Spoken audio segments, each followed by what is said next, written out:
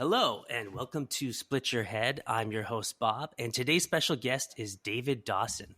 David, or Dave as he's known on the streets of Illinois, is an underground filmmaker with his own idiosyncratic style. Throughout his filmography, you can expect anything from mumblecore sentimentality to gruesome horror, sometimes even within the same film. The camera can present fuzzy found footage mayhem or a slick and sturdy eye into the inner workings of a heartbroken slacker.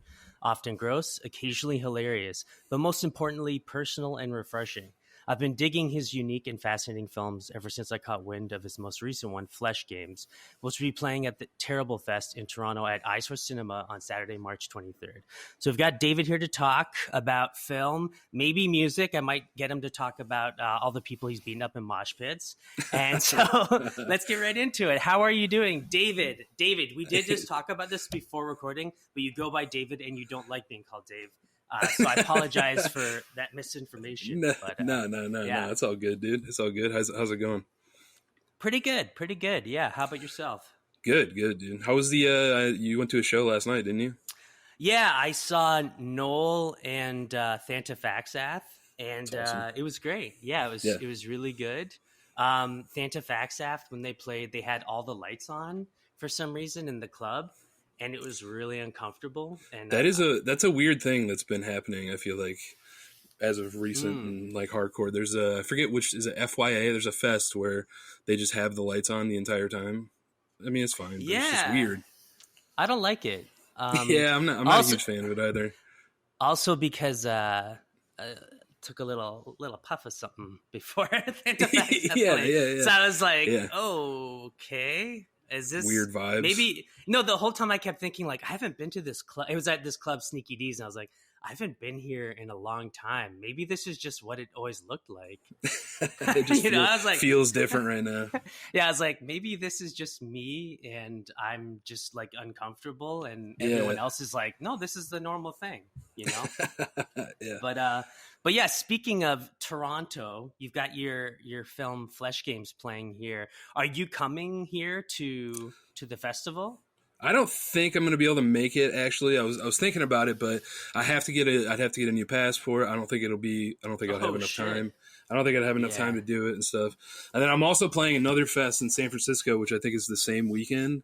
And I may try to go to that one. I'm not sure yet, but unfortunately, I don't think Toronto is going to happen. But I mean, I don't know my geography that well, but I feel like San Francisco is further away from you. Is that right? It's way further, but yeah, it's kind of the passport thing is kind of right. Yeah, that's definitely gonna hold you up. And I think usually you need like a month before you can get your passport and everything. But that's awesome. Like your movie's playing all these different festivals. Like, have you been getting a good reception overall from it? I usually don't do that well with fest, to be completely honest. I mean, people that do program it obviously like it. So when they do program it, I usually get a pretty good reception, and it's awesome. Like Flesh Games is only played Kansas City Underground. It's played a Friends Fest called Little Scuzzy in Southern Illinois, I used to live in Southern Illinois when I went to film school. And then it's going to play San Francisco and Toronto, and then maybe another one. But that's about it. Okay. Yeah. So are you saying that like people have been like disliking the film, or just you haven't heard much in regards to it? I don't know if people dislike. I just feel like what I make is like super niche, and I don't know. And especially like my style, I usually like there's like a left turn at the end of the movies, and I honestly feel, I don't know if this is true. This is all hearsay, but I feel like a lot of people watch a bulk of it and they're like, it doesn't fit the fest, and then they miss like the turn at the end, which interesting. Which may, but I don't know. I'm just assuming they could just hate it. That's fine too. Okay, so I mean, with Flesh Games in specifically, like we'll just focus on that. So you're saying like you'll enter it into like a horror festival, and then the horror festival will be like, this isn't horror. This is just like they'll be like, Jackass. why did you send me a Jackass ripoff, a shitty Jackass ripoff?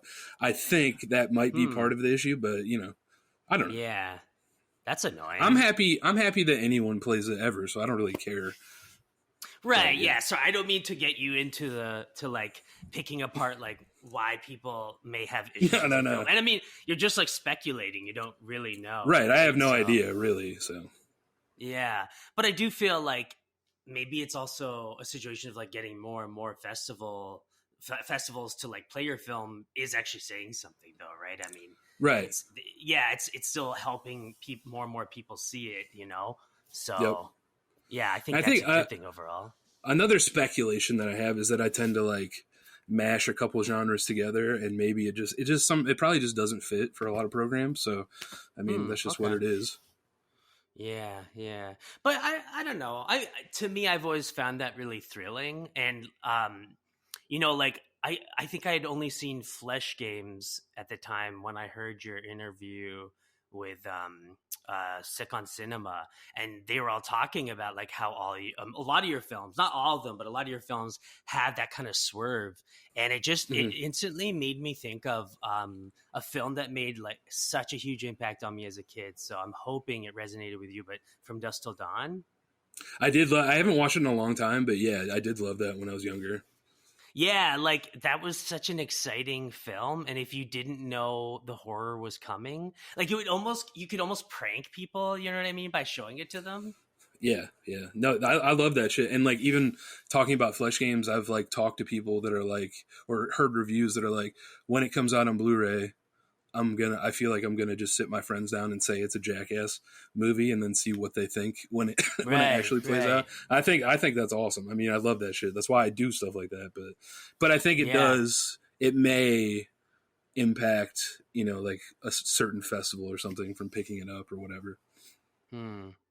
That's too bad. But I don't know. I mean, you've also done stuff that hasn't had that kind of like genre swerve per Right. se. I mean, The Long Weekend, which I just watched most recently, was pretty much like a drama through the whole film. And I think it's interesting to Yeah. watch it alongside your other films because you kind of almost expect something really grim to happen, and then it's actually like, I don't want to spoil it for anyone who hasn't seen it, but you kind of expect something grim to happen, and then it's actually just like a sweet film, you know. Yeah, yeah, yeah.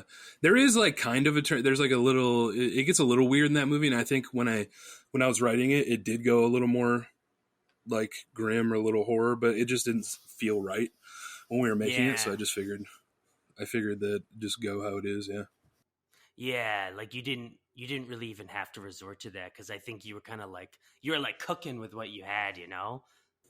yeah.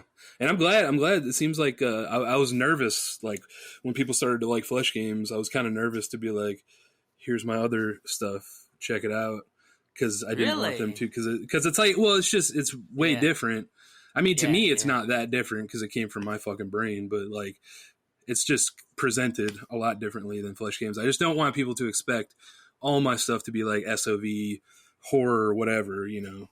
So I was a little Right. nervous, but it seems like people have liked it. So Yeah, I mean, for me, I love that about going through your other films was being like, oh wait, like the camera work gets slicker, and it's not like documentary style, and you know what I mean, like, and you really engage with a lot of different hmm kind of like looks and feels, and yeah, it's interesting, like going through all the films, it's kind of made me appreciate Flesh Games even more, and so I cool. think that probably would be like a common reaction, I think, that people would have going through your stuff. So, but I hope I so. think Yeah, it's common though, like any artist to be like, oh no, they're seeing my older work, because like for you, all yeah. you're gonna see is the flaws, right? So Right. Exactly. Yeah. Like I go back and I watch my first movie, Firework, which there's still parts of that I really love, but yeah, there's other parts where I'm like, God, dude, this is obviously my first like long form thing. But right, right. hopefully most other people don't see those same things, and they probably don't. I mean, I watch other No. people's stuff, and I don't pick it apart the same way that I pick apart my shit. So Well, I mean, in that instance, I would almost hope that people just see it after seeing your newer work, because that's actually the one film I didn't get around to watching, and mhm. I'm still gonna watch it because like it's like from reading about it, I was like, oh, this sounds kind of like what The Long Weekend would have been if it became a horror movie, which A is little really bit, cool. yeah. Basically, it's just there's just like that was like the first like That was the first like feature. I mean, all my stuff is kind of short, but so there's like Mm. parts where I'm like, it's a little wordy here, you know. But that's probably mostly just me reanalyzing my own shit. Right, right. And like But at the you're same time, I mean, I think I have gotten better. So you know, absolutely, yeah. You can definitely see, I mean, you can definitely see like an arc, you know, like a growth from each film. But at the same time, I think because each film feels distinct, it isn't just a matter of like, oh, I can just see every film he's getting better. Because I think right? sometimes that can almost be like stunting or like holding back a director. It's like, oh, he just does the same thing, or they just do Yeah, the same thing and they're just getting better at it. Like you yeah, actually are tackling different subject matter and you have a different look and like vibe to each film, you know? Because like Bone Barrel had like way more of like a Harmony Korine vibe to it, and it felt a bit more stylish and experimental, you know. And so it was like if you go to see Flesh Games, because I saw Flesh Games and then Bone Barrel, and I was like, hmm oh, this is like he is totally on like controlling all the visual aspects of this film, you know. It just hmm made me appreciate both films more in a way. that's awesome. And I'm glad, yeah, because I think if you just see Flesh Games, you could look at like aesthetically, just be like, oh, none of this was really. It's just all shit thrown at the wall, and which is part of my style. Honestly, is throwing shit at the wall Hmm. and then like sculpting it into something later. I do a lot of my directing and editing, to be completely honest. But Oh, okay. I think more of the camera work is like there's something behind it in Flesh Games than you would maybe think.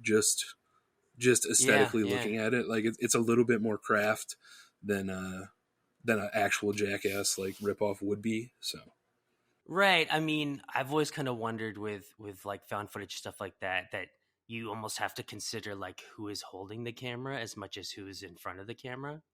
yeah, Was that something that you were kind of like yeah. premeditating in a way or It's okay. kind of weird because I am in the movie and I do probably 70% of the stuff that was shot is probably, well, maybe a little bit less, but because we had two Okay. cameras running for most of the time. But I mean, I was shooting a lot of it, and what's weird about that is when I wrote it, that was not the plan. I was not going to be in the movie at all. I was going to have Oh. the guy that has shot all my other stuff, Kyle. I've known him for like 25 years. Is one of my oldest best friends, and he's like a Okay. video teacher now. But he's really good with. I think I'm pretty good at shooting, but he's really good at shooting and lighting and all Hmm. that stuff. He shot Long Weekend, and I think Long Weekend looks amazing. And Yeah, but totally. he was supposed to be like my character in Flesh Games, but then he ended up getting sick. He had COVID, so we just couldn't have him Ah, shit. couldn't have him on the shoot. But I think it helped the movie because that way I could be in it and like kind of control it. I don't know what it would have turned out Yeah. like if I weren't. Looking back, I don't know what I was thinking. Like, how do I direct something that chaotic, like from the outside? You know? Ah, okay, okay. Yeah, because I guess I mean you're trying to replicate the realism of like an actual Jackass video, and so I think if something like that were to happen, the director would be actually shooting it and knowing like Right. where should I point the camera, that kind of thing, right? So that does make sense then that to put you behind the camera in that case, you know. Yeah, I think it definitely like accidentally helped the end product. So Yeah, you know, yeah. shit like Yeah, I that. mean, That's making movies, dude. You gotta fucking whatever yeah. happens, happens.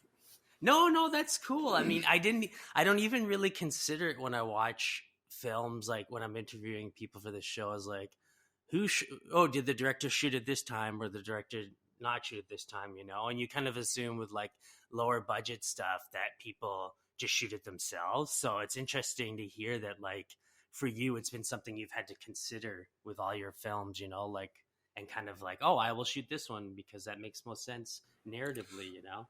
Yeah, and it's also a function of just like we all have day jobs and stuff, and like stuff happens, and whoever's Yeah. available, basically. Like I've ended up shooting other stuff in my like earlier work just because I needed to, and I think Right. I'm pretty good at shooting. Like I said, I just don't Hmm. like it. I would much rather just hang back and let somebody focus if I can, just have somebody focus on that while I'm like focusing on the actors and stuff like that. Interesting. Okay, so I mean that can kind of get me into talking about like like a lot of your films, you use a lot of the same actors. I mean, specifically, is it Mike Miller? Yeah, He's yeah, yeah. He's been in. in a lot. Yeah, has he been in like almost every single film? He's been in. Yeah, he's been in all of them so far, and he's in. Yeah, he's going to Okay. be in the next one too. Yeah, Oh, nice. Okay. No, he's really good, and I love that you have seen, like, it seems like you have like a crew of like actors that you keep pulling from, but then he's kind of also like your main guy too, you know. hmm Um, and so like, are these actors like, are they your friends, or like have you sought them out through like auditioning and stuff, or? no, they're all. I mean, there's a couple like in Bone Barrel, the female Anna. Mhm. She's like she was like a friend, but she was actually like pursuing acting. She's probably her and like my friend Jordan from like Firework and stuff. Those are the only two people that are actually like pursuing acting. Oh, The other people are like Mike. We grew up down the street from each other. I've just known him forever. Kyle, the guy okay. that shoots stuff, he's been in some of it too. I've known him, like I said, for like 25. We met in like preschool.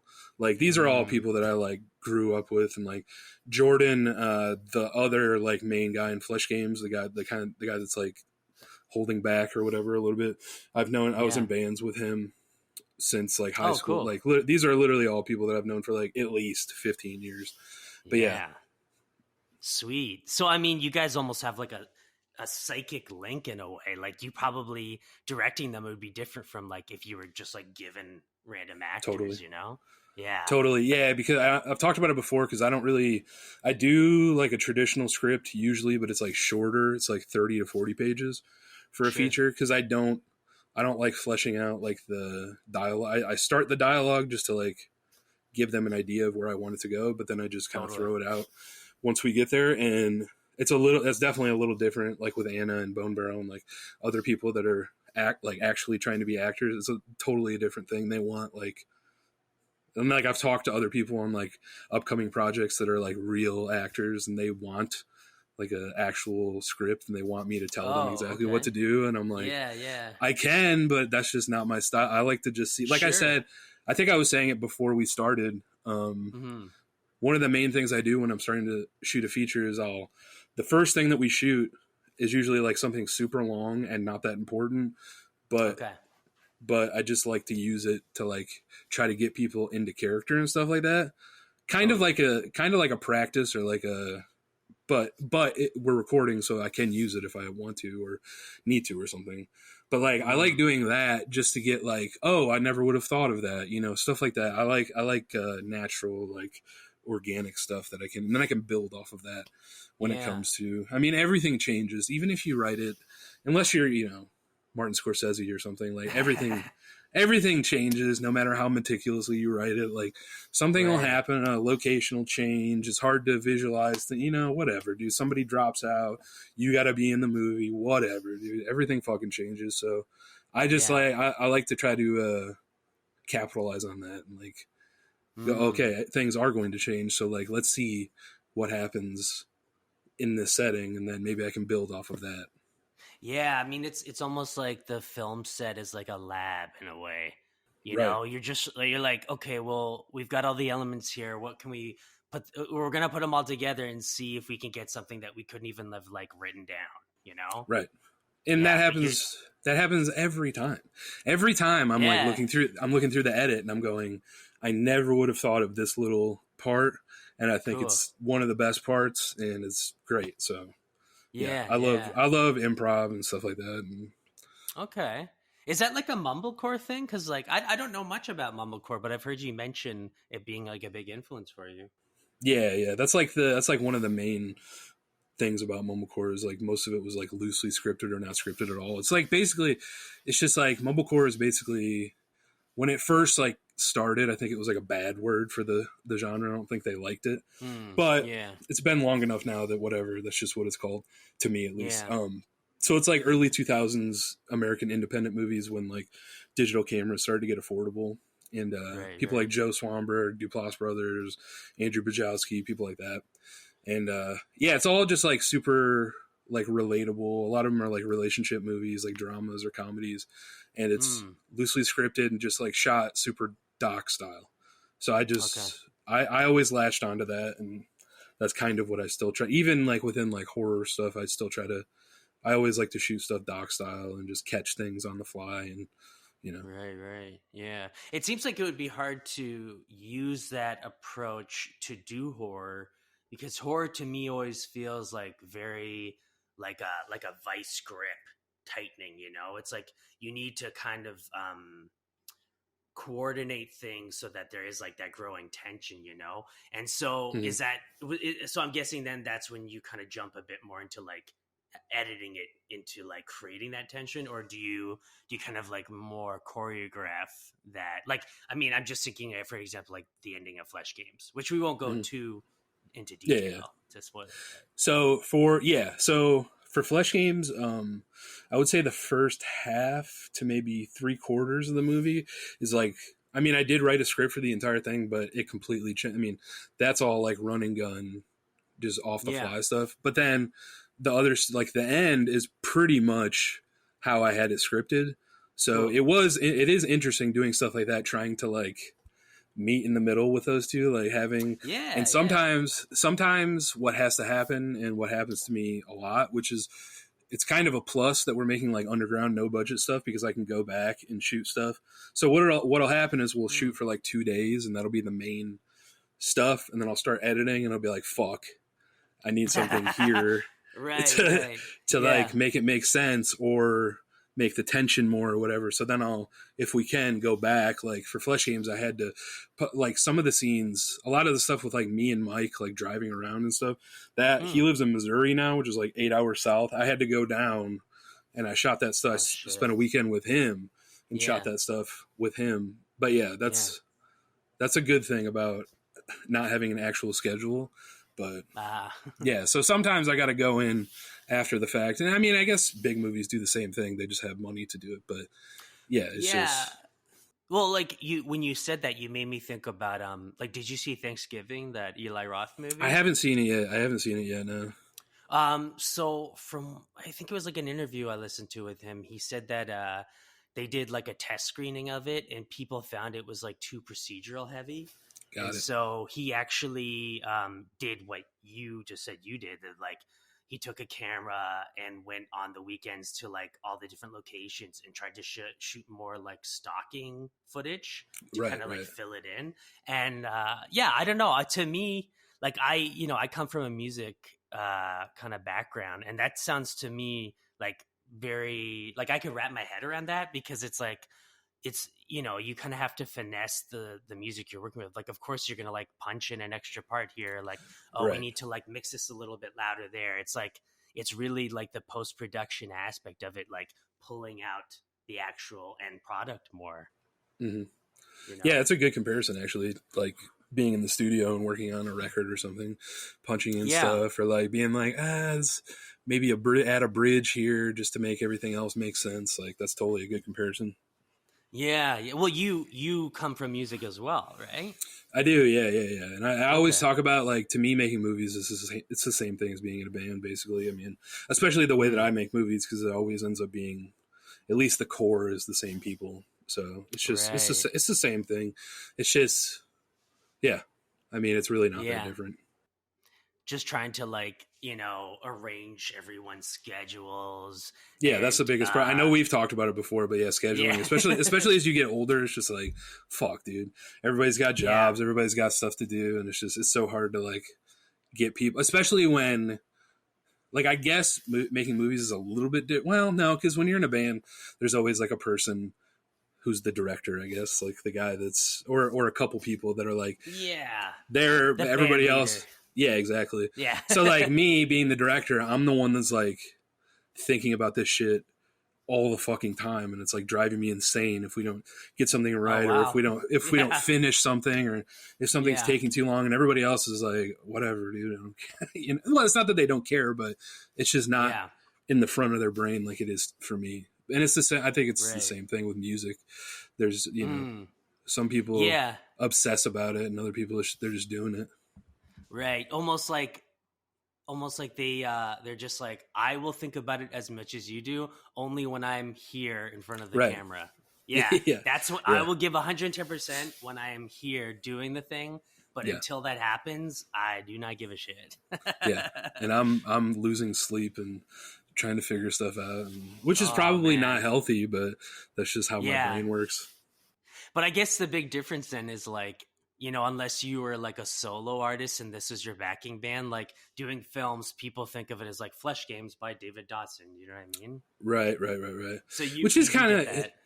it is kind of weird because like I do think about it, especially making stuff where the dialogue is like super loose and like everything's improv. Like sometimes I think like, should I even put like a written and directed by, like, should I just list the names of the people that made the movie? Like, I don't know. Sometimes it feels weird taking, but I guess, I mean, I wrote it and it wouldn't be happening. I don't know. It's just it's weird. Sometimes like they create things in front of the camera and I go, that would have never happened in my brain. And like, but I guess I'm also editing it. So I don't know. No, I can see why you'd say that. But I don't think your method is that uncommon. Like I've heard about so many directors doing that. I mean, as you said, like the whole mumblecore movement, all those guys, weren't they saying like written and directed by, you know what I mean? Most of And, them, like, yeah, most of them. There are some where there's like some movies where I think it was so unscripted that like a couple of the early Joe Swanberg ones. I mean, I think they're known as written and directed by Joe Swanberg or whatever, but I think in the actual movie he just does a list of like who was in the movie, and that's just what it is. Oh, so what about the Blair Witch Project? Because I think that would have been a case where it was like right. You know what I mean? Like it was I don't think by the director. I'm trying to think. That had credits, didn't it? At the end, or maybe when it first came out, it didn't. Maybe, or maybe I don't know. That's a good question. I don't remember. It probably has traditional credits. Yeah, I mean, especially at this point. But are you familiar with like Gaspar Noé? Yeah. So I'm almost certain he does a pretty similar thing where he writes like an 8-page treatment. And then a lot of the dialogue is sort of just like coaxed out of people, you know? Yeah, I love that shit, dude. Yeah. And like, I don't know if you know Jean Rollin, the French director. I know that name. I don't know if I've seen any of the work. He also did that too, if I'm not mistaken, where he would write a script and then when they'd start shooting, he would just be like, fuck it. And just throw it away. Yeah. And they just kind of like choreograph everything and just kind of feed people like what he wanted, you know? And it's weird because while on one hand you're saying that like, okay, you shouldn't maybe give the credit to yourself for writing it. But if you look at like Gaspar Noé's work and you look at Jean Rollin's work, those directors are actually like so singular, like they're so themselves. You know what I mean? So it's interesting that like, do you know what I'm saying? Like that there's that paradox in a way of like, oh, actually they're doing a lot more writing, but this is somehow ending up more personal and more like specific to my style. Yeah. Do you know what I mean? Like, I don't know. I've never even thought about that before, but I'm like, that's actually really interesting. It is interesting because, like, I don't know. I guess it's the same thing as, I don't know. Well, music, it usually, I don't know. It depends on what type of music, I guess. Like, if you're looking at the insert of a hardcore record, it's probably just going to say written by the band. But, like, you know, like pop artists and stuff sometimes, or like bigger rock bands, it'll say written by so-and-so, and so, like, it'll be members or stuff like that. But that's like a business thing though, because right. Because at that point they're like, oh, we've hired this many whoever, you know, and like, oh, and then I want my points for that song. Exactly. And then when that song blows up, then they get. So this isn't really like a business thing per se for you, because like you're all like coming together to make this art, you know, which is yeah. But I think also too, I mean, a lot of it speaks to like how personal these films are for you. Like you said, most of the cast are people that you've grown up with, you know, and so they know you really well. Like, you know, as I said earlier, there's that psychic link, but like, it seems like it's also touching stuff that like, I'm guessing you've been into, like you've been into backyard wrestling, right? Yeah, I never really did it, but like where I grew up, it was just like in the time. I mean, I don't know if we're the same. I'm assuming we're around the same age. I'm 32. I'm 39. I'm 33, so pretty close. Okay. But yeah, when I was growing up, I mean, and I'm sure when you were growing up too, I mean, I don't know what it's like in your neck of the woods, but like where I come from, Northern Illinois, like 90 minutes from Chicago, it's like white trash. Like that's where I grew up, fucking white trash, fucking. So wrestling was huge. So, and I don't really follow it anymore, but it's definitely like in the DNA somewhere. And we used to like fuck around and throw each other off of trampolines and shit. But yeah, like, it's just in my DNA for sure. So right. And I think everything I made a movie about is like super. I mean, Firework is like, I know you haven't seen Firework, but Firework was like, I think we made that when I was 25. So like I had had a real job for the first time for like a few years, and that movie is like about hating it. And then and then yeah, Bone Barrels, it's a little, everything's a little bit about hating fucking work and everything. Like that's kind of like a underlying current of all my stuff, is like kind of fuck everything. But yeah, Bone Barrel is like a good place, I think, for people to start. Actually, like you can watch. I mean, I love Firework. It's just a little rough for me, but like Bone Barrel is like where I really feel like I figured out what I actually wanted to do. I was like, oh, I can throw all this shit that I fucking love into one thing. That's what's awesome about movies, is you can just create a whole like world and like throw all the shit that you love, like the you know. So I think Bone Barrel is where I started to like figure it out. No, you just, everything you said there, I have like 5 questions now I want to ask. I'm like, oh well, okay. First, where I grew up was like the suburbs, which was like, I lived like an hour outside of Toronto. Yep.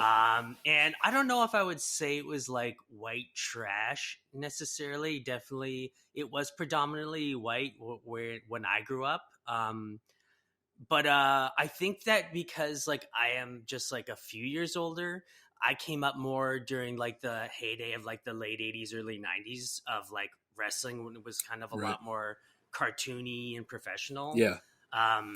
I think when Backyard Wrestling came about, I was maybe starting to get into like Tom Green and maybe and then this was like the early like CKY Jackass days. So that kind of speaks to me more, but I don't know Backyard Wrestling too much. What was the job that you had that you hated when you were doing Firework? I were up until like the last 2 or 3 years, I worked at a TV, like at TV stations, and I worked I worked in the creative department. So it's funny, like when you tell people when you work at TV stations, they go, "Oh, news," and it was like I had nothing to do with the news. It's weird. It's kind of weird. Like there's most TV stations have a creative department, so it's basically like having like a shitty ad agency just housed into. And the reason I say shitty is because at TV stations, sales department usually offers production for free, and it's just everything's super quick, and there's like no fucking, especially where I'm at, like in the Midwest, in the middle of fucking nowhere, not in the middle of nowhere, but you know, it's not a huge market, so there's just no resources, and it's just cranking out dog shit, and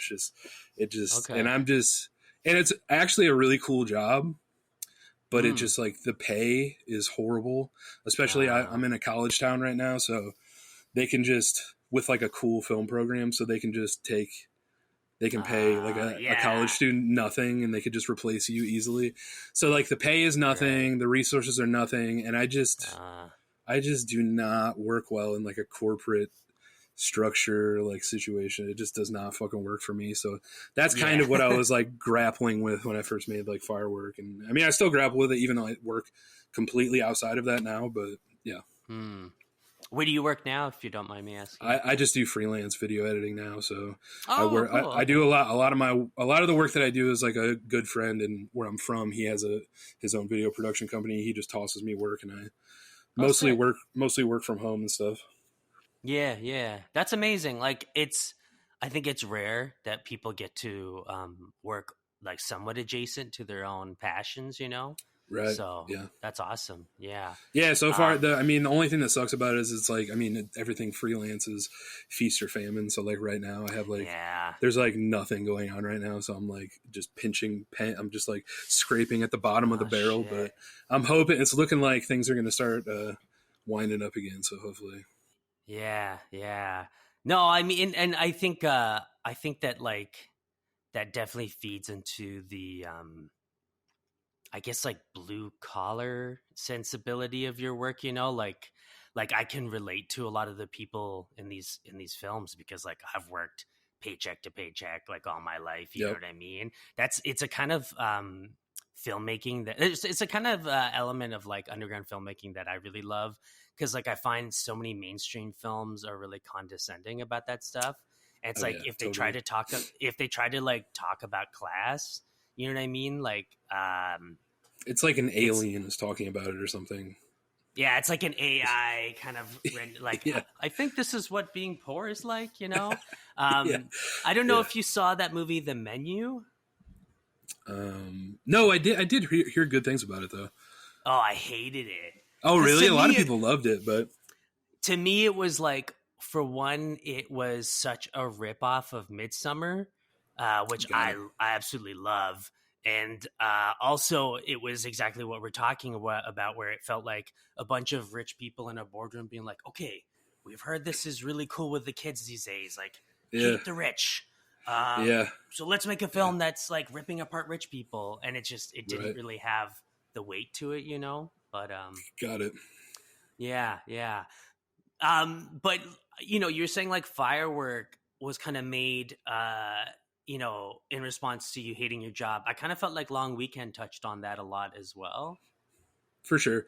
Long Weekend is like a funny, like how it came to be is funny. Like to me, actually, I think the first like draft of the script, I just called it Firework Redux because it's kind of like treading similar like ideas and stuff. And the idea for it actually is like pretty funny because so we made Firework. We made another movie called Do Not Disturb. And then I think everybody that worked on Firework went out, except for me, went on some camping trip, and they for like around my birthday, and I was like, "What the fuck, dude? Where's my fucking invite, you piece of shit?" But they made a short film called Firework 2, and they like gave it to me as a present. Aw, well, that's nice. Well, it's funny because so Firework 2 is like the first 15 minutes of the Long Weekend. We just took that and I wrote and I like extended it and I like pulled some stuff and like twisted it and made it. So the short film that they made is like two guys it's like the two characters from Firework going camping and they find a blow up doll and it's named David and then they shoot it at the end. And then, so that happens. I mean, spoiler, that part of that happens in the Long Weekend. Yeah. Okay. So I took that and like kind of tried to make meaning out of the doll and stuff. Wait. That was their present to you is like a movie about how they. Yeah. Yeah. Wait, because I was wondering about that. Like, I was almost going to ask you, okay, why did you choose to call the dead friend Dave or Dave? I was like, what kind of meta shit is that? No, I don't mean, sorry, I don't mean shit like bad. I meant just like meta stuff. Like, that seems so weird to me. Like the director putting his like name in the film like that. And now you have a reason that backs it up and has nothing to do with like any kind of meta whatever, you know, like you're not Charlie Kaufman or something. But no. It's got this. Sorry, go ahead. I also just think it's funny, but yeah, just to have a character, I guess, in the movie named after me, and then a dead character. You know, I think that's funny. No, it is funny. Yeah, I think it's, you know, I guess like I analyzed it from a different angle. And then hearing the backstory is like, oh, no, it's because my friends made a short film. Yeah, well, that's where it started. There is a little bit of heaviness because, like, my dad had passed away, like, a year before we made Long Weekend. So there's definitely, like, a lot of that. Like, all the grieving process is definitely in there. But it did start from a joke that they just named a blow-up doll after me and killed me, so... Right. Oh, well, I'm sorry to hear that. Are you okay to talk about it? Yeah, for sure. Yeah. Because like I did feel like a real sense of like grief in it, you know, because I think that I think grieving in film is really hard to pull off unless you've really dealt with some serious level of it. So I think you nailed that for sure, you know. But so did you have like a situation where, you know, you went with like a friend or a brother, you know, while you were grieving your dad? Like, does that kind of come from like a real experience you've had? I did it. I'm an only child, so I did it. Okay. I kind of did it by myself, but yeah, there's a little bit of that. I mean, I definitely I've like spread ashes and stuff like that scene. Like I just did it by myself. It wasn't with another person. I just kind of injected it into the story a little bit. Yeah.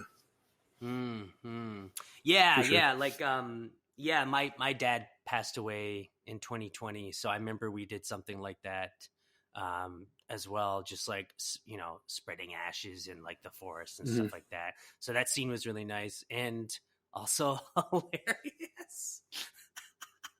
I don't want to spoil it. Yeah, but that was, I think that was like the funniest thing I've ever seen in any of your films, maybe. Like such a brilliant scene. What's funny about that is we can spoil it. It's not it's not like the crux of the movie or anything. So he drops the ashes. Yeah. I'm assuming that's what you're talking. Yeah. Yes, so, yes. like I was saying, that he just accidentally dropped the ashes. That's like that was not written. What? But that's like a genius gag. Like the way you filmed it. I know. Everything. Well, I was hanging back. Like we were shooting.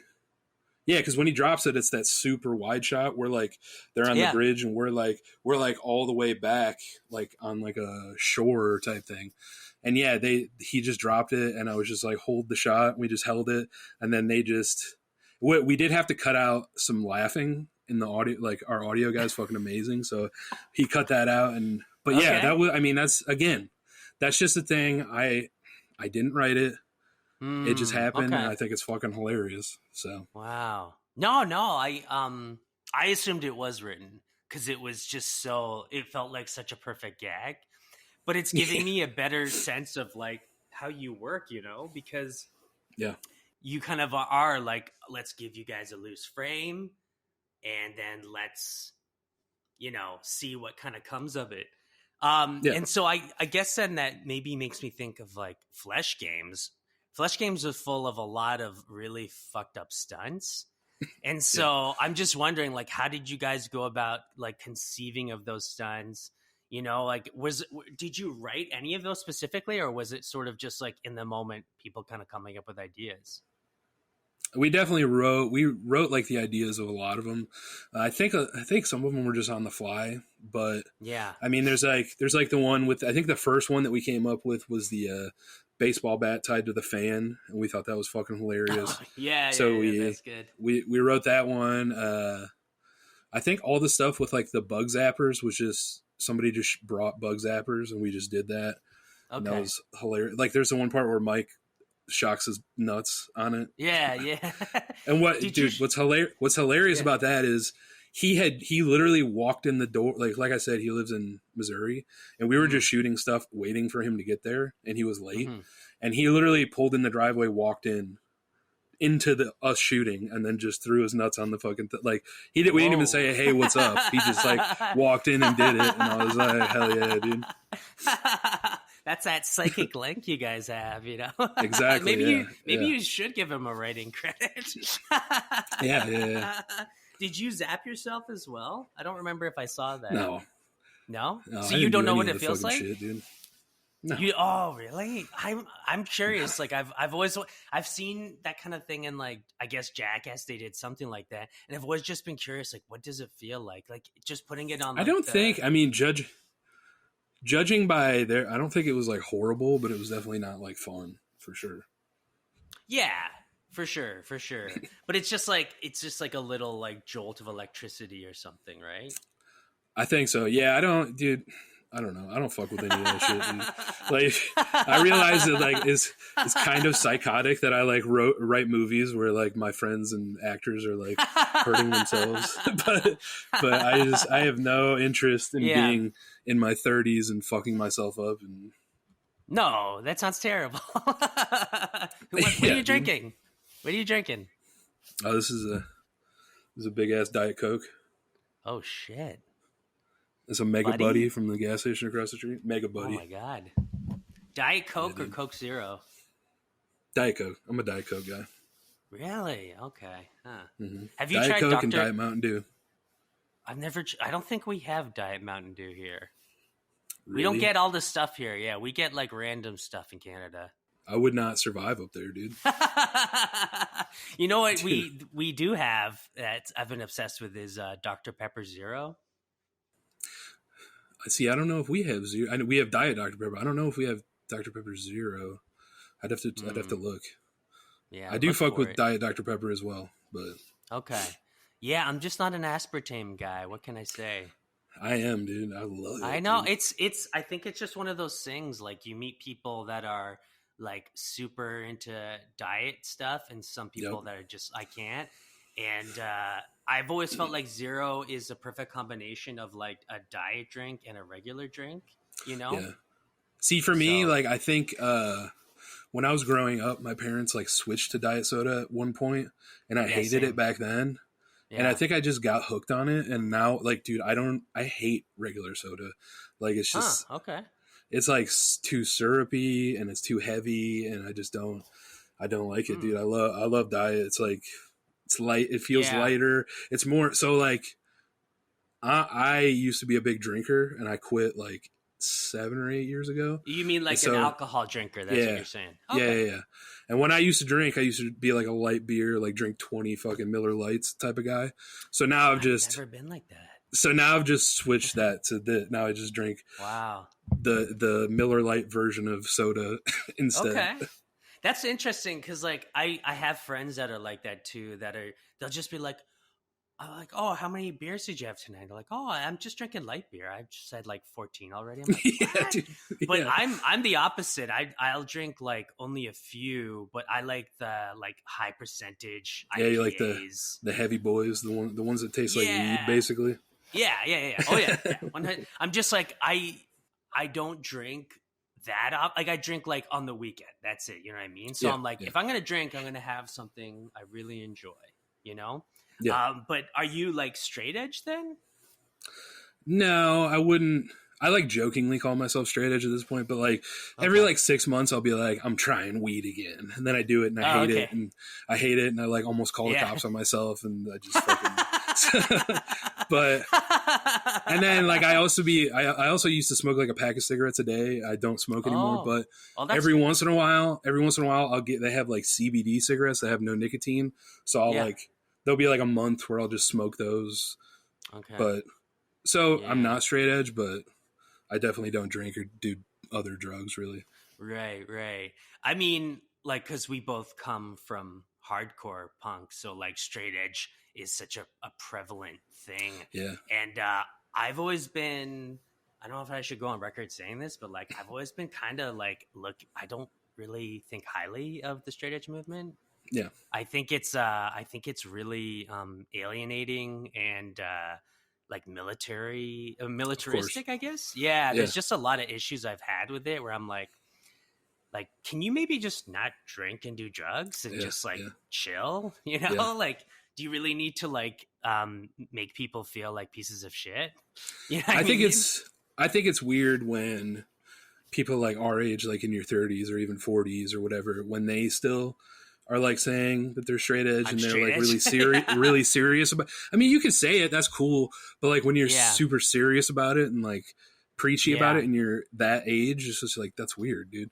I think it makes more sense for younger kids because I mean, even when I wasn't straight edge when I was younger, but I was the complete opposite. I was like, we're the fucking party guys, and we had that like thing. So like, I get wanting to be like a part of a thing, of course, but that's all it is like, you know, you need to belong to something, you need to have an identity, but you know, like one of my good friends who's a social worker was talking about it, how like his issue with it is that a lot of people that are drug addicts come from like, you know, trauma, they come from like bad homes, they come from poverty, so there's this element to it where it's like, oh, if you're straight edge and you're looking down upon those people, like, how dare you, you know, like, you don't understand what this person's going through. Like, how can you judge them in that way, you know? Totally. Yeah, I totally get that.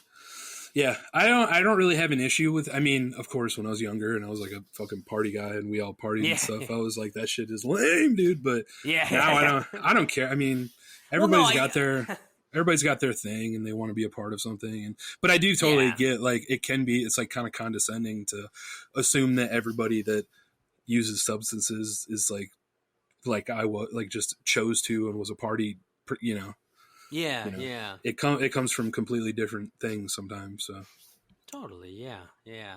But I think it's kind of changing though. I feel like people like my age or younger that are like still straight edge and stuff. I think they're a little bit more like, whatever, dude. I'm straight edge. Yeah. I think that I think now you have a hard time finding people that are straight edge that aren't comfortable being around people that drink or smoke weed or whatever. And there are still like straight edge bands. You know what I mean? I believe you're wearing a shirt of them. God's hate. Yeah. But I think that to some degree, a lot of those bands, I don't think God's hate necessarily, but some of those straight edge bands are still kind of indulging in this like fantasy in their lyrics of like, just kind of putting out this like a really negative agenda about it. But I think it's still just like a fantasy in a way, it's like indulging in something like that. I feel like nowadays it's more just like storytelling, to be completely honest. Like, yeah, that's true. Yeah. And I think back in the day, like in the 90s and early 2000s, people took it a lot more seriously. And like, I mean, I even remember being outside of shows and like being like 15 or 16 and smoking a cigarette, and like a straight edge kid would take it out of my hand and like, and it's like, what the fuck are you doing, dude? Yeah. Like, I don't think that's really happening anymore, but yeah. No, I don't think so. I think it's calmed down. And there was that, was it National Geographic? Did you see that documentary on the straight edge gangs? Yeah. I think that was Joe Hardcore in that?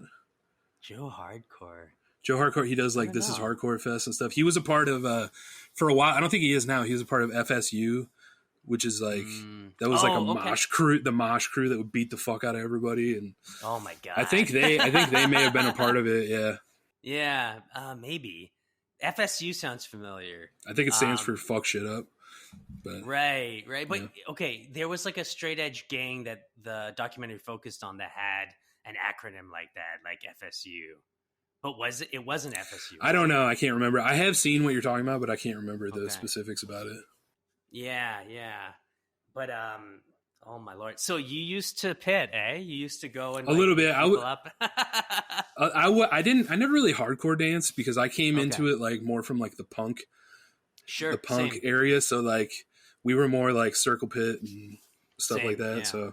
So and actually like when I was in bands, like when I was like a late teen, early 20s, we would get so pissed off, like because like I guess it's everywhere now, but like especially in Chicago, they'd go side to side. For like certain parts and stuff like that. And now it's just normal, I think. But back then we were like, what do you do? We were like, circle pit, dude. What are you doing? Yeah, but like, totally. Who gives a fuck, really? But no, it's I don't know. It's definitely. I agree. Like people do whatever they want, Yeah. And I think that there is a clear sense of like people consenting to it. Do you know what I mean? Like if you were in this area and you were throwing punches as well and you get punched, cool, like so be it. It's just things that you see of like crowd killing and stuff. That's just like I remember being at my friend and I went to go see Frozen Soul, 200 Stab Wounds, and who were the other two? Tribal Gaze, and then the other band was god damn it, I can't remember what they're called, but they were like the only hardcore, like tough guy hardcore band on the bill.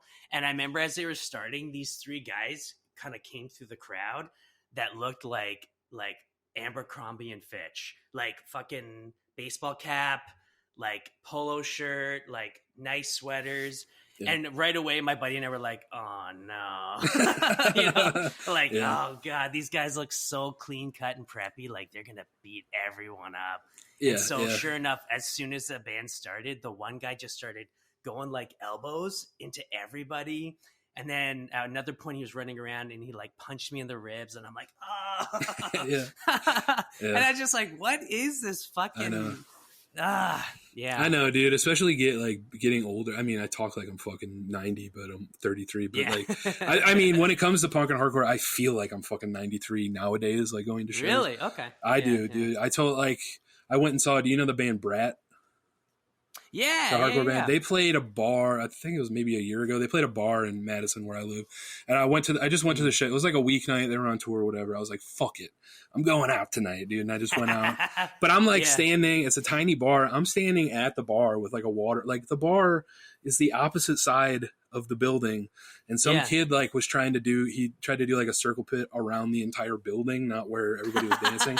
And he like reverse speared me in the back, and I was like, motherfucker, dude. I'm trying so hard to be out of your way, and you still fucked me up, dude. But, right. Yeah. I mean, that's the thing that I'm not into. You know, it's like there's a space here in front of the stage. Yeah. Everyone understands what's going on. Fuck each other up all you want. I don't care. Yeah.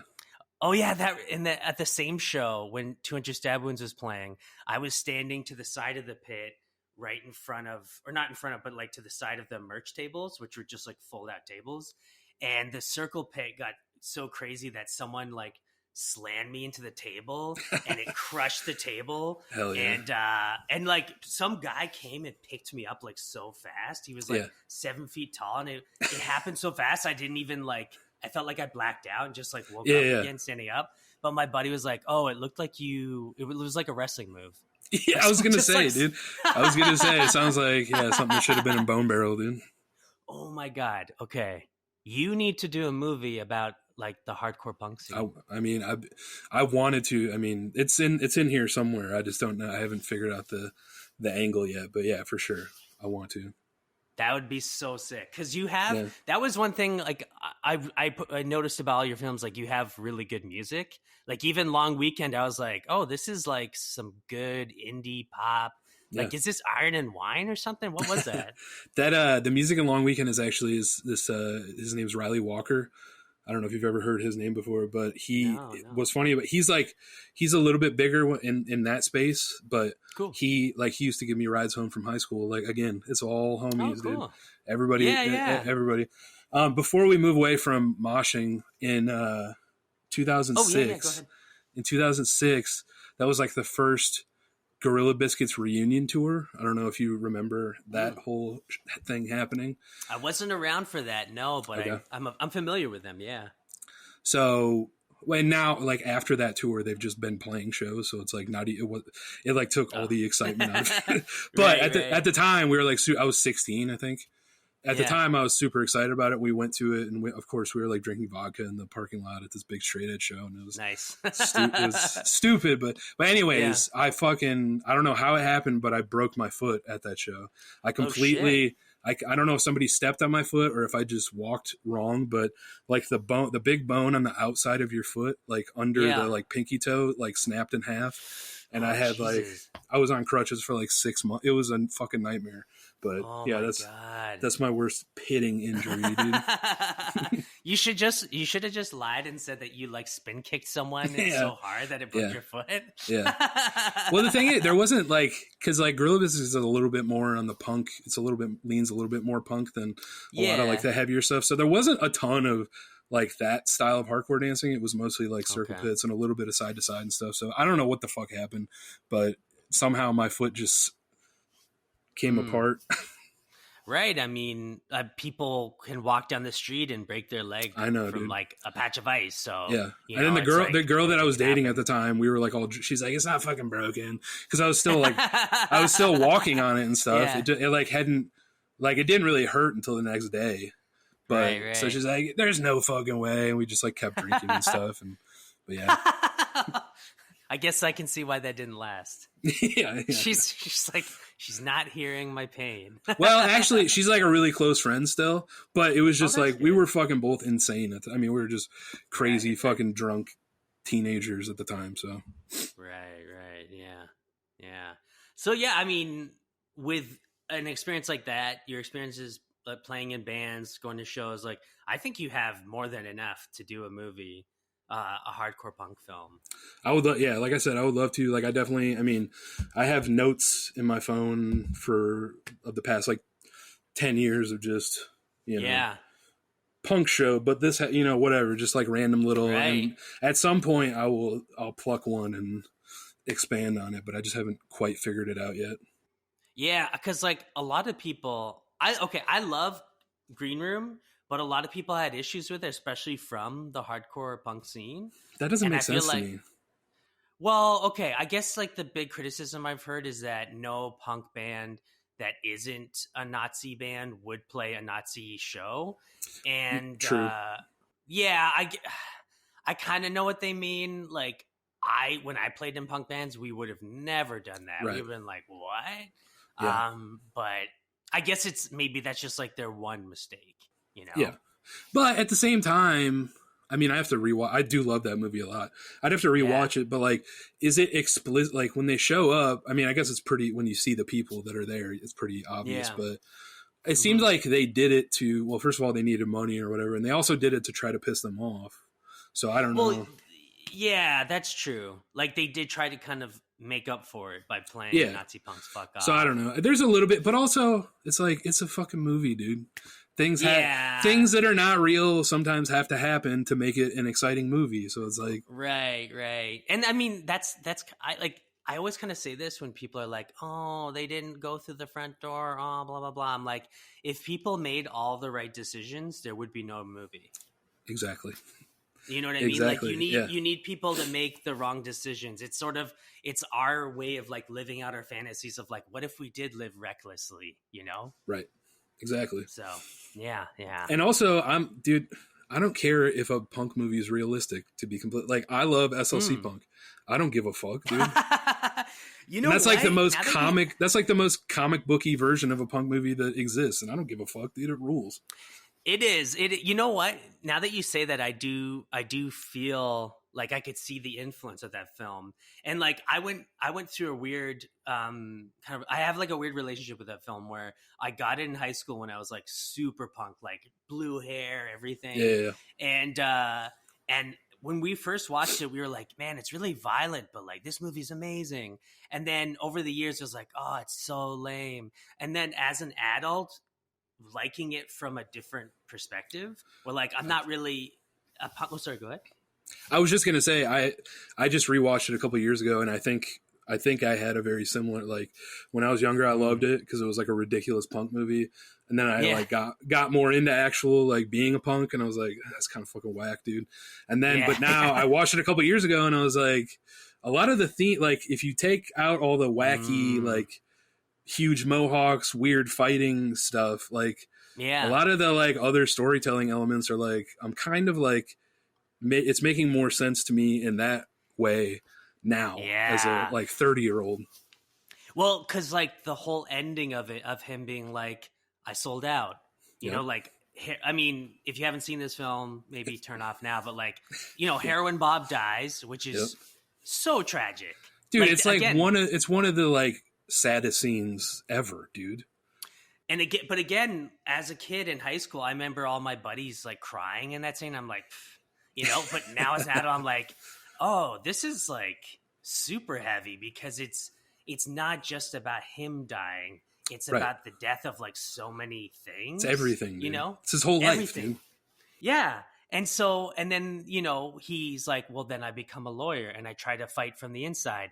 And then they play that scene where he's like, oh man, I love the scene where they play, I can't remember what band it is. I want to say it's like X or like. Oh, when they're like kids? Yeah, and he's like turning off Rush, so and good, he's like, "What is this?" And he turns, he says, "It's new," and that gives me chills. Yeah, so I just got chills of you explaining it, dude. It's so good. Yes! It's so fucking good.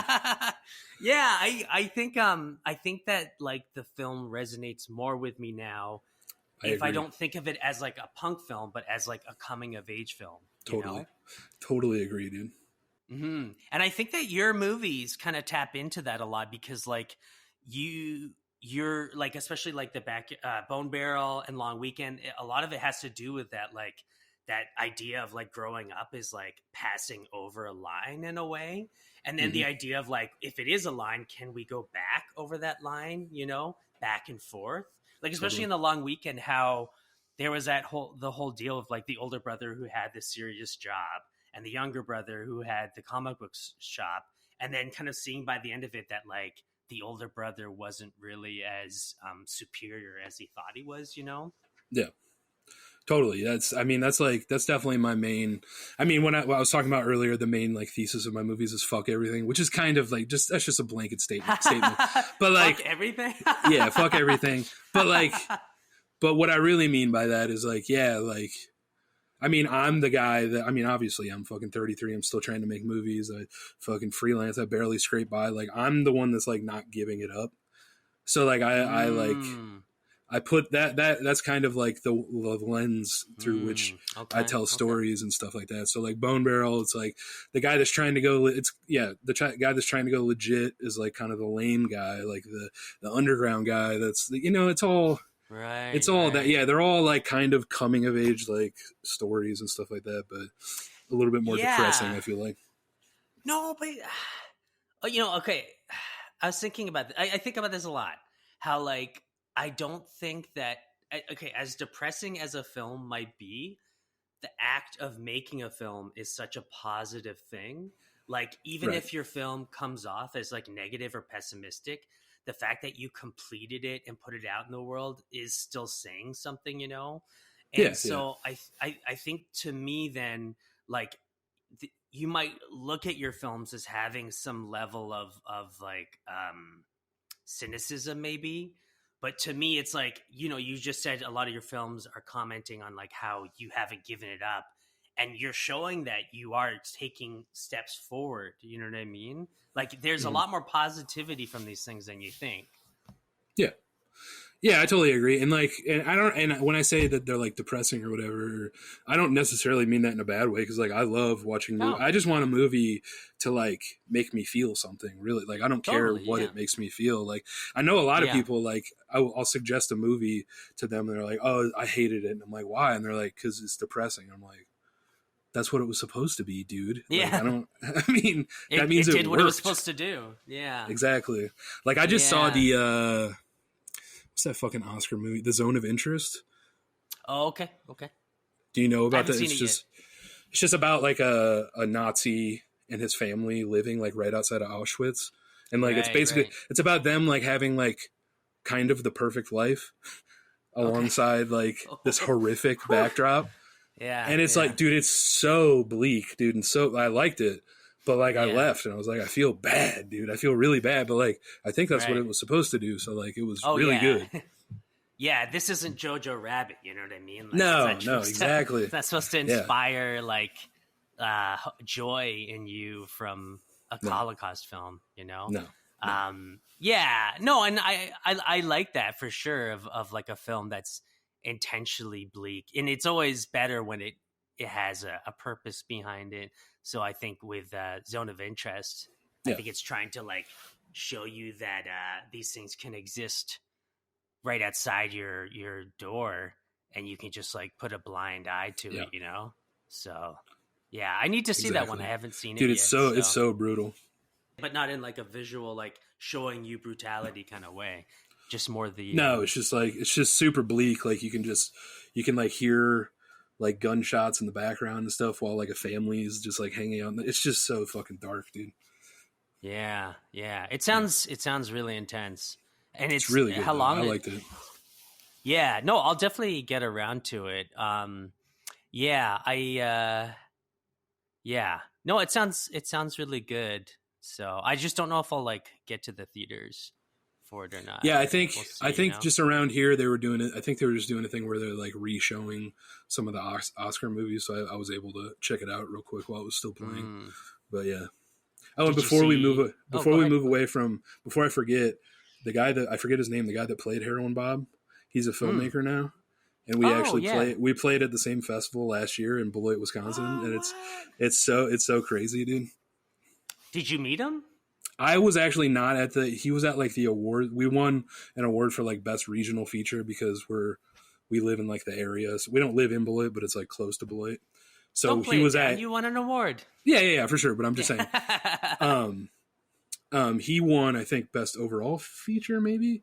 So he was there, and the people that like they met, the people that like Kyle, the guy that shot the movie, he was there to collect the award, and they met. But yeah, I didn't get to meet him, but I just thought that was super interesting how. Yeah, that's awesome. You should reach out to him. Yeah, dude. Why not? You know, just be like Yeah. Heroin Bob. It made an impact on me. Did you see the sequel? Only posers die. I did, and I hated it. I think I got like 10 minutes into it. Yeah, Yeah, I was just like, it's what not is great, dude. this? It's definitely It's like, it has none of like what the first. I mean, it seems like just like not. I don't know if I was gonna say cash grab, but I don't know if they made any money off of it. But like just like a retreading, like with none of the emotional like resonance of the first one. Wasn't this the sequel told? It was like narrated by Heroin Bob Beyond the Grave. Yeah. Yeah, But I think it was like taken a little kind of seriously, which is like, if you're gonna do that, I feel like it needs to be like hilarious. It makes me think of fuck, what was the Sopranos movie? I never saw that, but I know a lot of people didn't like it. It opens with like, I think because it's narrated Beyond the Grave as well, and I think the opening shot was like going through a graveyard and every gravestone talking, be like, Ugh. "Oh, I'm Gladys, and I blah blah blah," and it's like, Ugh. "Oh, I'm Michael." I'm That fucking sucks, dude. like, how do you do a serious movie after that? No, dude. That's horrible. Can you imagine pitching a movie to people like this beautiful drama story, you know, like, oh, there's amazing character arcs and tragedy, and it's like, okay, cool, and then like, how do you tell the story? It's like, oh, it's narrated by a ghost. Yeah. I was like, wait, what? Yeah.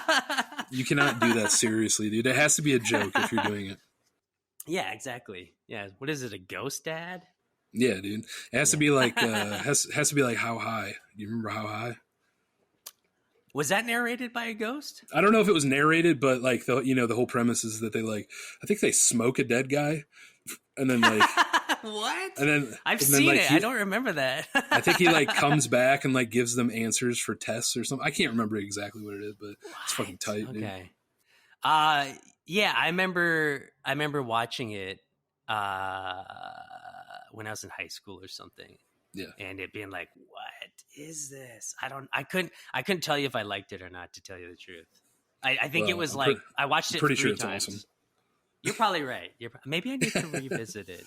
Maybe I need to watch it high. I think I was sober when I watched it. So either high, or you need to look at it 100% academically. Oh, okay. Like I'm in university. Exactly, dude. Maybe teach a class on it or something. Yeah, dude, stoner comedies. Have you seen Good Burger? Yeah, I haven't. I mean, I remember liking it when I was younger, but I don't know. Actually, I think we did rewatch it like last year. I don't remember it, so I don't know if that's a good thing. Oh, okay. That to me is like the weirdest stoner comedy. It's like stoner comedy for kids. Yeah, it's like stoner comedy that's like kind of implied because, you know, there's not, I mean, they're not like smoking weed in it, really, are they? I mean, no one's actually high in it. Yeah. But Ed is just like, would be a stoner in any like R-rated film. Right. You know? Yeah. But instead he's just like a source of joy the whole film. So yeah. Dude. Would you ever make a stoner comedy? I think you'd be good at it. I think I would. Yeah. I've thought of like, I've had certain ideas where I wanted to like lean into like, dude, I guess it is a stoner comedy, like Biodome. I fucking love Biodome. Really? So much. Okay. Yeah. I went back to that one. I would love to lean into like, it would have to be like super 90s and like, I've thought about maybe shooting on video, like just doing a straight up comedy that's shot on video or something. I thought that would be interesting. Yeah, yeah. No, I think the 90s would work just because, I don't know. I don't think people realize like how much they're on their phones all the time and how it just makes reality so boring, you know? And so to make something realistic now with like a stoner comedy, it's like, so half the film people are just on their phones. Right. It's like put it in the 90s where there's no cell phone usage. Exactly. Yeah. I didn't even I didn't even really think about that aspect of it. I mean, yeah, if you're just like hanging out, if it's like a slacker movie set now, it would literally just be 2 guys looking at their phone for 7 hours straight. I mean, you could do something with that, but you made me think actually something I wanted to talk to you about, because like I kind of assumed you were a fan of Joel Petrakis. Are you? Okay. So yeah, I like his stuff. Yeah. What was the last one he did? Refresher or Relaxer? Relaxer. Yes, yes, yes, yes, yes. That made me think a lot of your stuff. That one in Yeah. particular, and like I don't know. I didn't No, know where I was I gonna like go his with that. stuff It's a just like, lot. oh, you like his movie? Oh, okay. I like his stuff a lot, and we actually like me and like a couple of the people that I like make movies with and stuff. We have like an inside joke that he ripped me off, even though he like started. I think he was 2 features in by the time that I made my first feature. But yeah, it's Okay. funny. Like I think I like subconsciously like I high fived him. I was like, cool, we can use hardcore and punk and death metal and weird indie movies. Mm. Awesome. Like Yeah, so, yeah. yeah. I mean, you have similarities enough that a fan of you would be a fan of him and vice versa. But I don't get the sense that like either one of you would be ripping each other off, No. It's tongue in cheek. It's just a funny inside joke that we had. Just every time he would come out with a new movie, it'd be like, "Oh, cool, dude, rip me off again." I mean, I'm not serious at all, but no, I know, yeah. yeah. Has he put out something after Relaxer? No, I think he's put out. I think he's put out a couple shorts because I think Okay. he's a professor now. I think he's Oh, like teaching film. way to sell out. Yeah, dude. Way to SLC punk sell out, dude. Yes. I think he's working on a new feature now, though. I think. I'm not 100% sure. Yeah. And he also has that one actor that he uses a lot, much like how Joshua you use Bird. Mike Miller. Yeah. Yeah. Like I Mike think Miller he's is great. your Joshua Bird. Yeah, for sure. Yeah. Mm-hmm. So Mike Miller is going to be the singer of a hardcore band? Maybe. Yeah. It's actually funny. Like the movie that we're working on now, Mike is actually like, he's flipping role. Like he's not going to be the main character. He's going to be like more of the straight man. Like, so it'll be a little, I mean, he's done that a little bit in my earlier stuff, but it'll be a nice and refreshing, I think, for him because he, most of the movies, he's like the main guy and like the twisted fucking guy that like, loses his mind or whatever, but this one, it's a little bit of the opposite, so it'll be fun. Okay. Yeah, tell me more about this new one, because I've seen a few screenshots, and you had something where you wanted people to troll the main character. Yeah, what's going on with that? So are you, like, do you know about, like, the lol cow, like, YouTuber thing? Do you know about, like, Gothic King Cobra? No. No? Okay, well, Gothic King Cobra. What you're talking about. Yeah, if you don't know what I'm talking about, it probably sounds like I'm speaking Japanese right now or something. But well, he's so Gothic King Cobra is this kid in he's younger than me, but he looks like he's 57. But he lives in Casper, Wyoming, and he's this really like unique. I think he has Asperger's. I think he says that. Oh, okay. He's this unique guy that like started doing YouTube like a decade ago. He's been grinding it out forever, and he's just he loves Ozzy Osbourne. He loves Cradle of Filth. He like wears eyeliner, and he gets like blackout drunk on live stream, and he's the shit. I mean, it is sad. It's gotten really sad, but I fucking love him, dude. He's the shit. But he has a lot of trolls. Like people like send random shit to his house like while he's on live stream, and cops will come and fucking blah blah blah whatever. So my new movie is like it's based on a character like that. It's like a guy that like, but I'm trying not to like, it is funny because Gothic King Cobra is funny, not intentionally. But I'm trying to like ride that line of like, I don't want to be making fun of him because I'm not making fun of those type of people, but it is funny. So that's just what it is. But like it's loosely based on that. It's like a goth guy. Like one of the town over, the one that I grew up in, is called Loves Park. And so this character's name is the Dark Lord of Loves Park, and he's just like this drunk goth guy that just lives in a basement and does live streams and stuff. So yeah, getting people to troll him. We set up his basement. There's like a fucking weed poster in the background and like black lights and red lights and shit. Yeah. And he would just get fucking weed. He still drinks. He's one of my friends. It's Jordan from it's the other guy in Flesh Games. Right. So we just set up a live stream like on my YouTube channel, and then just hit go, and we would all like go upstairs and we would hop on and just troll him, and then I posted it on Instagram and like got as many random people to come in and troll him as possible. So yeah, that's it's been so fucking fun to shoot this movie. But That sounds awesome. But yeah, it's like it's very much in like the Flesh Games like family. Like it's gonna, you know, there's a lot. It'll be a little gross. It's gonna go a little horror, but it's gonna be, you know, it's fun though. Okay, that's awesome. So it's almost like you're like building a trilogy in a way, where it's like because I guess it's almost like found footage. Because the live streams are like, it's all, I'm just ripping it from my YouTube, and then the other half of it will be like vlog style stuff from the character. Oh, cool. Okay, yeah. Sweet. No, I'm just now like, okay, so then the third film of the trilogy is a fake on the road tour documentary of a fake hardcore band. Okay. I mean, I literally, you gotta do it. It might happen. I have multiple scripts of like, I just haven't been able to figure out like I have like a couple ideas where it's like a found footage band on tour, like the green room kind of formula where something goes bad. I just haven't figured out what the thing is that they like, what the trouble is yet, but it'll probably happen at some point. They're straight edge, but the singer breaks edge and he starts going and they crazy. Kill him. Yeah, or they kill him, or he kills them because he's like he starts getting deep into like drugs. And it's like getting worse and worse throughout the whole film. He's like, oh man, he's doing heroin now. Holy shit. That's not a bad idea. I'm kind of joking, but I'm kind of not. You know what I mean? Yeah. Like I would watch this. I watched the shit out of that movie. I may steal that from you. You don't need to steal it. It's a gift. Thank you. It's from me to you. Yes. Yes, dude. Hell yeah. It's like, I'm like Nardwuar. I'm like bringing the gift, you know? There you go. Dude, I heard that Nardwuar takes the gifts back. Is that true? I have no idea. No. Yeah. I love Nardwuar, and I do too. Like, but then I heard he took some. I don't know. It could just be hearsay. I don't know.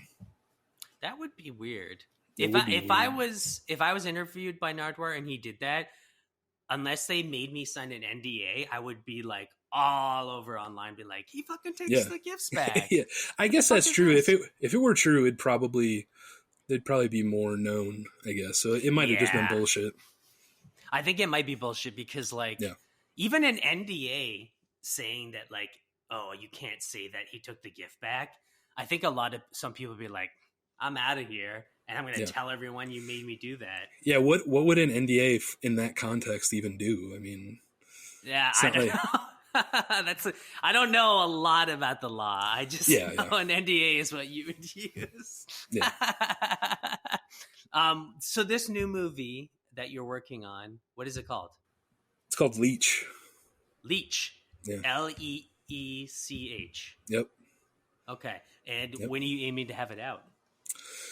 We still got to shoot the second half of it, but maybe it usually doesn't take me long. I always say it's going to take longer to edit, but then I already have like stuff put together for the first half that we shot like a couple weeks ago. So I mean, maybe I think the longest part of this one is going to be like, because I think I'm going to add like the chat stuff in post. Sweet. Yeah. So I think that'll probably take the longest. Maybe in the next year, sometime this year. I would love to crank out. I want to shoot. My plan is I want to shoot 3 features this year. I don't know if they'll be out this year, but I would love to shoot them at least. Okay. So, I mean, partly why I'm asking is because I'd love for you to come back on when you have Leech done. I watch Leech. We talk about Leech. And since you've got 2 other features you're aiming to put out, we can talk about those, you know? Absolutely. So, yeah, we'll make that happen. If we are approaching an hour 23, so if you're cool, we'll do the questionnaire and we'll wrap it up. Let's do it. Awesome, man. Yeah, this has been fun, though. Thank you for your time, David. Thanks for having me. I was almost gonna call you Dave. It does. See, that's why I don't like to, because it doesn't actually matter to me. But if people, I call myself David. So I think you should like kind of lean into part of your persona that you really are adamant that people don't call you Dave. Yeah. You know what I mean? Just like you should almost But then I feel like people will, the more like fans I get, I'm going to get trolls, of course. And they're going to definitely call me Dave if I insist that But here's the thing. Deep down, and maybe I'll cut this out so people aren't aware, but deep down you really don't care, and No, all I you're don't care. doing is you're drawing more people to you. That's You know true. what I mean? That's true. It's like a magnetism, and they're like, Yeah. oh, we're gonna troll him now. It's like, that's fine. You're gonna be Yeah. eating up everything I put out now because you're constantly coming to me. You know to what, do dude? that. You're a fucking genius, dude. Okay, let's do this questionnaire. All right, Cool. tea or coffee? Coffee for sure. Nice. Okay. And you don't have to rush through these. We can go back to them. But Okay. I'm just giving you a warning for some of these. Yeah, Choose one film for the rest of your life. Fuck, dude. Exactly. Yeah, that sucks. That question sucks. I hate that. I know. I didn't come up with this, by the way. So, something that we didn't really get into is that like I'm a huge Halloween guy. I fucking love that franchise. It's my favorite franchise of all time. Interesting. Okay. So what's interesting about that is like probably I would go with the original as like one, because I mean, but at the same time I've watched it so many fucking times that like. So I'm gonna go with a weird answer. I love a weird answer. One that people like, it's still within the franchise, but I'm going Rob Zombie's Halloween 2.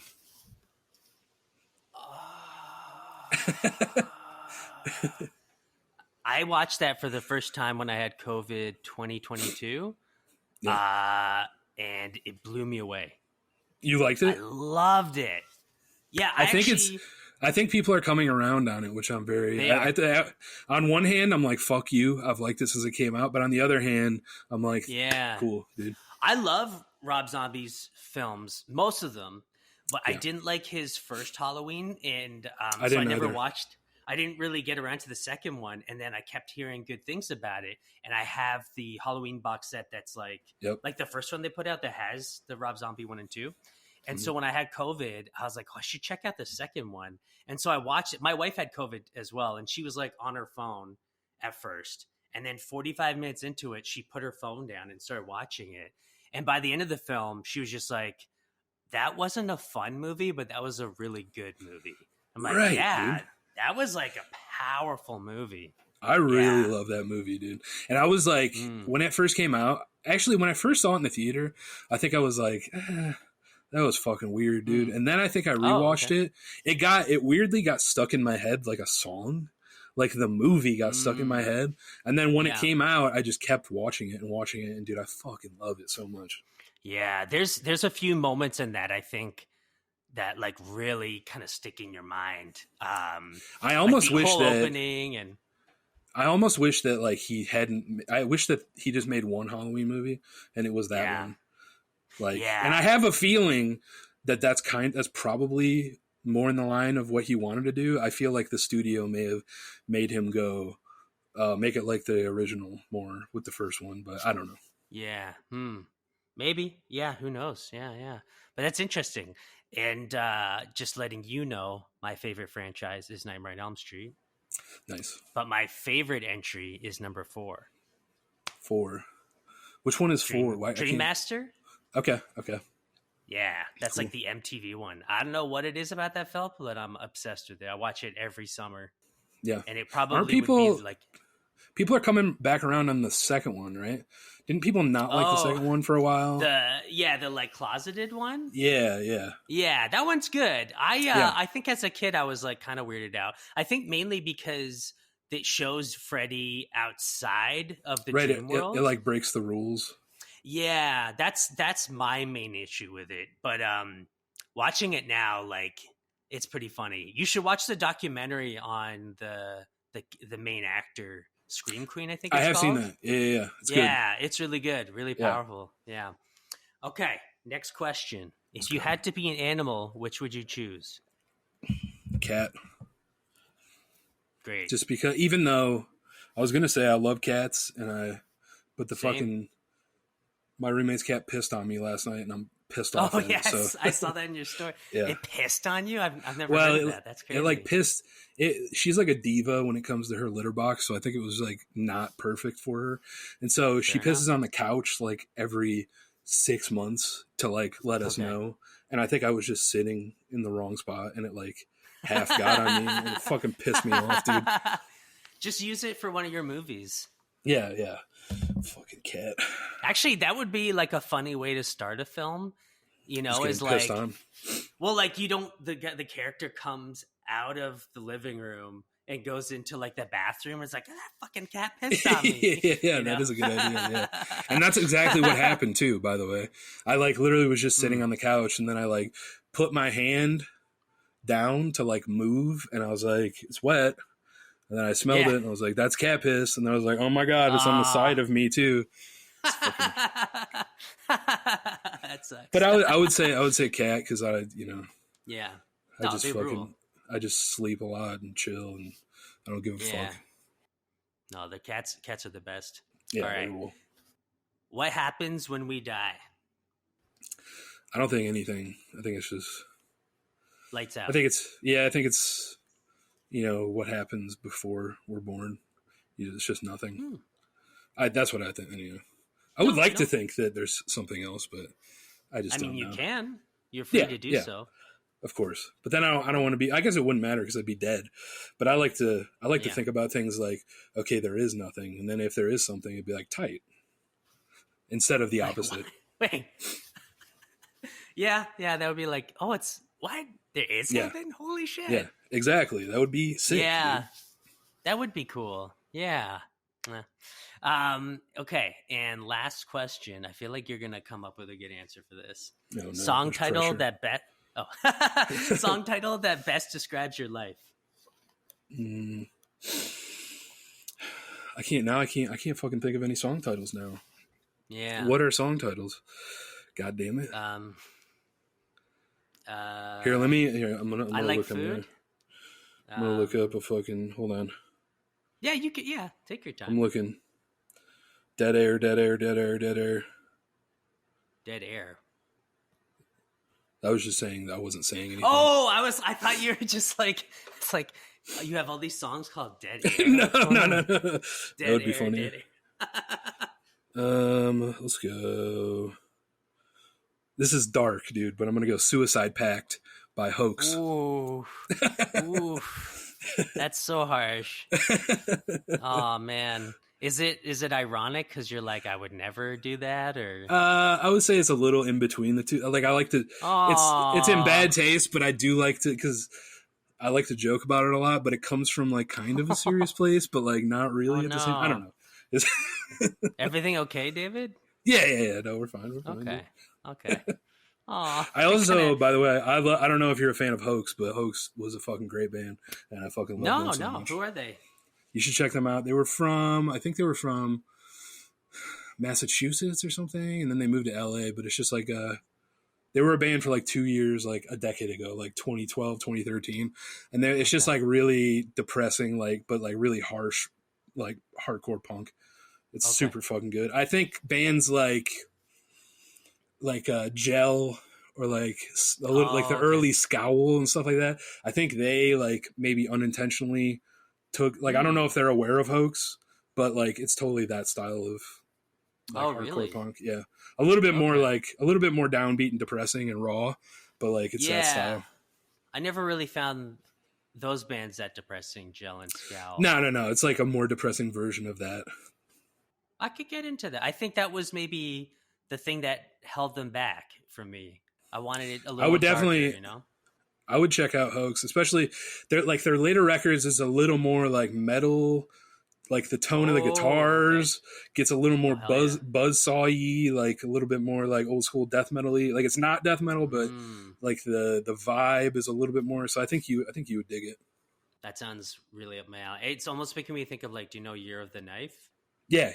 I like Year of the Knife. Kind of along those lines or something? Or? A little bit, but like more punk, like more straightforward, like, yeah. No, any breakdowns? It's like, but they do have breakdowns, but it's like the punk, but so like, the most of the song will be boo, boo, boo, boo, boo, boo, boo, and then it'll just go halftime, like a moshy, like halftime part. Ooh, okay. No like crowd killing breakdowns, but like more slam dancey stuff. I love that. I love like a good breakdown. Okay. I love it all. Yeah, check it out, dude. Hoax. I think there's another. I think there's like a pop band called Hoax. So do not do that one unless you want to listen to pop. Sometimes. I think this looks punk to me. Is it like all black and white art mostly? And yeah, Stuck. Yeah, Stuck. What was the album? What was the album you said that was good? They're all good, but they have like 2011 to 2013. I think was when.